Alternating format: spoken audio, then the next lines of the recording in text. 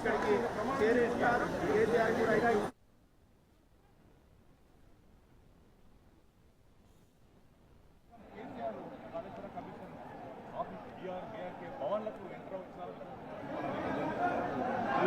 కేసీఆర్ కూడా ఒక నివేదిక కూడా కనిపిస్తుంది. చేతిలో ఫైల్తో ఆయన లోపలికి వెళ్తున్నారు. అన్ని ఆధారాలతో కమిషన్ ముందుకు హాజరవుతున్నట్టు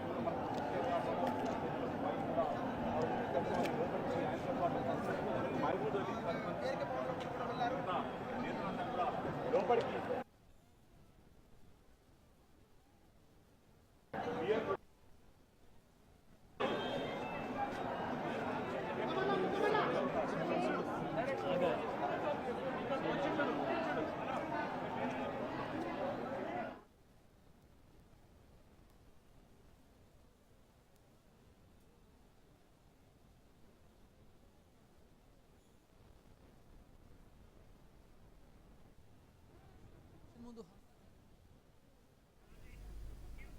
కాళేశ్వరం కమిషన్ ముందు హాజరవ్వడానికి మాజీ ముఖ్యమంత్రి కేసీఆర్ బీఆర్కే భవన్కి చేరుకున్న దృశ్యాలను మనం చూస్తున్నాం.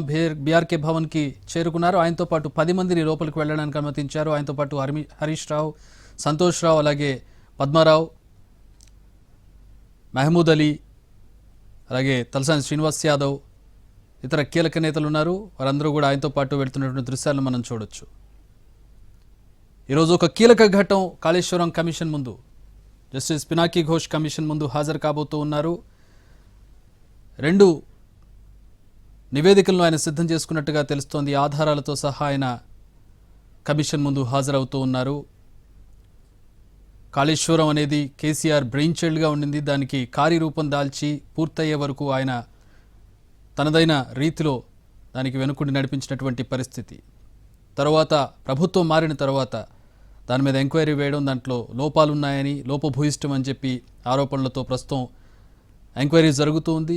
జస్టిస్ పినాకీ ఘోష్ ఆధ్వర్యంలో కమిటీని వేశారు. ఆ కమిటీ ప్రస్తుతం విచారణ చేస్తోంది. కమిటీ విచారణ తుది దశకు చేరుకున్న నేపథ్యంలో కీలక ఘట్టంగా చెప్పుకోవచ్చు. ఇది తుది ఘట్టంగా కూడా చెప్పుకోవచ్చు. దీని తర్వాత నివేదిక పూర్తి స్థాయిలో సిద్ధం చేసి ప్రభుత్వానికి ఇవ్వబోతోంది కమిషన్. దీనికి ముందు అప్పటి ఆర్థిక మంత్రిగా ఉండి ఇప్పుడు ప్రస్తుతం బీజేపీలో ఉన్నటువంటి ఎంపీ ఈటల రాజేందర్ను, ఆ తర్వాత అప్పటి ఇరిగేషన్ మినిస్టర్గా ఉన్నటువంటి హరీష్ రావును విచారణ చేశారు.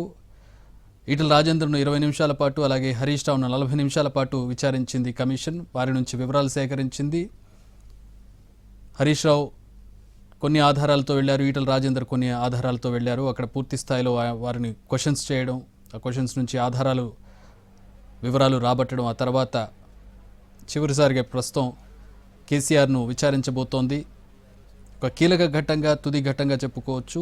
విచారణ ఒక కొలిక్కి వచ్చే అవకాశం కనబడుతోంది. ఈరోజు కేసీఆర్ ఏం చెప్పబోతూ ఉన్నారు, కమిషన్ ఏం అడగబోతోంది, జస్టిస్ పిసి ఘోష్ ఏం అడగబోతున్నారు దానికి సంబంధించి ఉత్కంఠ రేపుతున్నటువంటి పరిస్థితి. ప్రస్తుతం బీఆర్ఎస్ శ్రేణులు కూడా బీఆర్కే భవన్కు భారీ స్థాయిలో చేరుకున్న నేపథ్యంలో బందోబస్తు కూడా భారీగా ఏర్పాటు చేశారు. కాస్త ఉద్రిక్త వాతావరణం కూడా నెలకొన్నట్టుగా తెలుస్తోంది.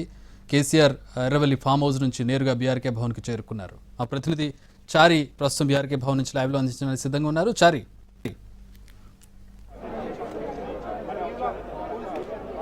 కొద్దిసేపటి క్రితమే మాజీ ముఖ్యమంత్రి కేసీఆర్ బీఆర్కే భవన్కి చేరుకున్నారు. కాసేపట్లో కమిషన్ ముందు హాజరు కాబోతున్నారు. సరిగ్గా 11 గంటల 30 నిమిషాలకి కమిషన్ ముందు హాజరవుతామని చెప్పినటువంటి కేసీఆర్ అంతకంటే 15 నిమిషాల ముందే కమిషన్ కార్యాలయానికి చేరుకున్నారు. భారీ ఎత్తున పార్టీకి సంబంధించినటువంటి కార్యకర్తలంతా కూడా బయట ఆయన్ని చూసేందుకు వచ్చారు.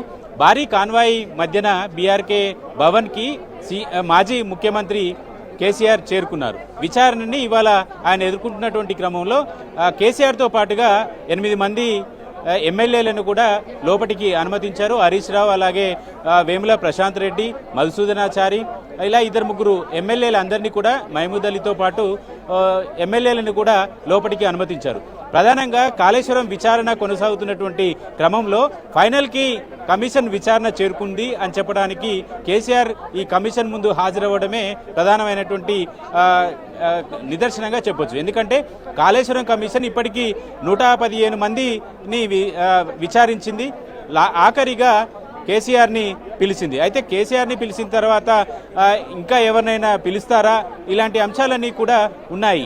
అయినప్పటికీ ఈ కమిషన్ ముందు ఇప్పటికీ ఈటెల రాజేందర్ హాజరయ్యారు, హరీష్ రావు హాజరయ్యారు, ప్రస్తుతం కేసీఆర్ హాజరయ్యారు. ప్రధానంగా కేసీఆర్ ముందు కొన్ని ప్రశ్నలు సంధించేటువంటి అవకాశం అయితే కనిపిస్తుంది. దీంట్లో ప్రధానంగా ప్రాజెక్టు నిర్మాణానికి సంబంధించి అనుకున్న ప్లేస్లో ఎందుకు తుమ్మిడిహెట్టి దగ్గర ప్రాజెక్ట్ని నిర్మించాలనేటువంటి ఆలోచన చేశారు, కానీ అది మేడిగడ్డకు ఎందుకు మారింది అనేటువంటి అంశాన్ని ప్రధానంగా ప్రశ్నించేటువంటి అవకాశం ఉంది.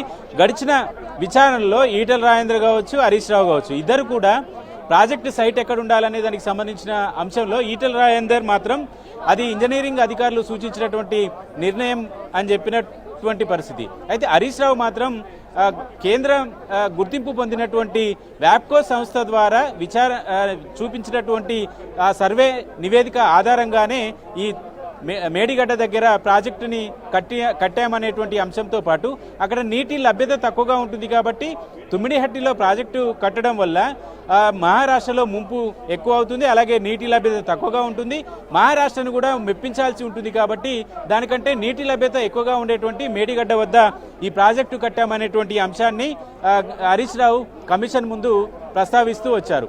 ఇలాంటి అంశాల మీదనే కమిషన్ కేసీఆర్ని కూడా ప్రశ్నించబోతుంది. ప్రధానంగా కీలకంగా 2-3 అంశాలని ప్రస్తావించేటువంటి అవకాశం అయితే కనబడుతుంది. అసలు ఈ కాళేశ్వరం ప్రాజెక్టు యొక్క ఆలోచన ఎవరిది అనేటువంటి అంశంతో పాటుగా ఈ డిజైన్ ఎవరు చేశారు అనేటువంటి అంశం, అలాగే విజిలెన్స్ నివేదిక, అలాగే కాగ్ నివేదిక, ఈ రెండు కూడా కాళేశ్వరం ప్రాజెక్టుకు సంబంధించినటువంటి డిజైన్ ఒకటి, జరిగినటువంటి నిర్మాణం మరొకటి అనేటువంటి లోపాన్ని కూడా ఎత్తి చూపినటువంటి క్రమంలో ఆ డిజైన్ ఏంటి, ఆ డిజైన్ని మార్చి ఎందుకు ఈ ప్రాజెక్టుని డిజైన్ మార్చి కట్టారు అనేటువంటి అంశాన్ని కూడా ప్రస్తావించేటువంటి అవకాశం ఉన్నట్టు మనకు తెలుస్తుంది. అలాగే డిపిఆర్ అప్రూవల్ లేకుండానే రిజర్వాయర్లు ఎలా కట్టారు అనేటువంటి అంశాన్ని కూడా ప్రస్తావించవచ్చు. ఎందుకంటే గతంలో సిడబ్ల్యూసికి కాళేశ్వరం ప్రాజెక్టుకు సంబంధించినటువంటి డిపిఆర్లు లేకుండానే ప్రాజెక్టు కట్టారనేటువంటి ఆరోపణలు వచ్చినటువంటి క్రమం, ఆ తర్వాత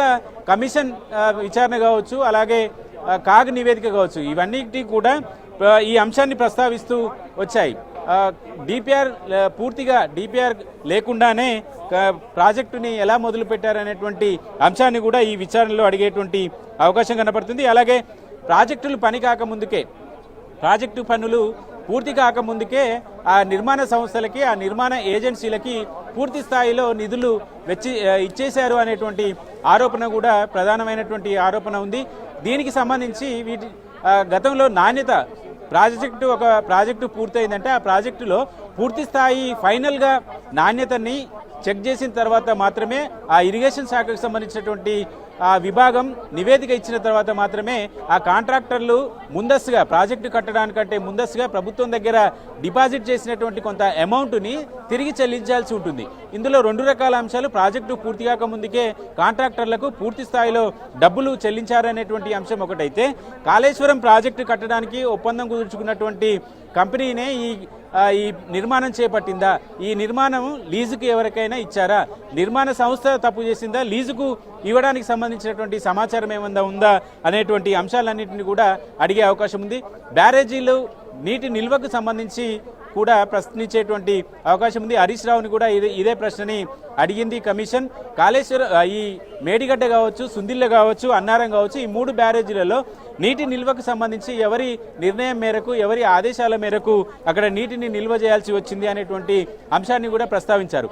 అయితే ఈ ప్రస్తావన ఎందుకంటే మేడిగడ్డలో కెపాసిటీ కంటే ఎక్కువ నీటిని స్టోరేజీ చేయడం వల్ల ఆ బ్యారేజీ కుంగిపోయింది అనేటువంటి అంశాలు కూడా ప్రస్తావిస్తూ వచ్చారు. ఈ క్రమంలోనే అసలు ఆ బ్యారేజీలో నీటి నిల్వకు సంబంధించినటువంటి నిర్ణయం ఎవరిది అనేటువంటి అంశాన్ని కూడా ప్రధానంగా కమిషన్ ప్రస్తావించేటువంటి అవకాశం అయితే కనపడుతుంది. ఇలా కమిషన్ ముందు అనేక రకాల అనుమానాలు, అలాగే విచారణలకు వచ్చినటువంటి ఇరిగేషన్ శాఖకు సంబంధించినటువంటి అధికారులు చెప్పినటువంటి అంశాలు, వీటన్నిటిని కూడా పూర్తి స్థాయిలో కమిషన్ విచారణలో కేసీఆర్ని అడిగేటువంటి అవకాశం అయితే కనపడుతుంది. అలాగే డిపిఆర్కు సంబంధించినటువంటి అంశాలతో పాటుగా డిపిఆర్ నిర్మాణానికి సంబంధించి డిపిఆర్లో లేని అంశాలను ఎలా డిజైన్ చేశారనేటువంటి అంశాలన్నిటిని కూడా ప్రస్తావించేటువంటి అవకాశాలు అయితే కనబడుతున్నాయి. మొత్తానికి కేసీఆర్ ని మనం ఎక్స్పెక్ట్ చేసినటువంటి ప్రశ్నలే కమిషన్ అడుగుతుందా లేదా అనేది కూడా చూడాలి. ఎందుకంటే కమిషన్ కి కొన్ని ఏజెన్సీల నుంచి సమాచారం కావచ్చు, ప్రభుత్వం నుంచి సమాచారం కావచ్చు, hold on a second. కూడా ఇరిగేషన్ కి సంబంధించినటువంటి అధికారులు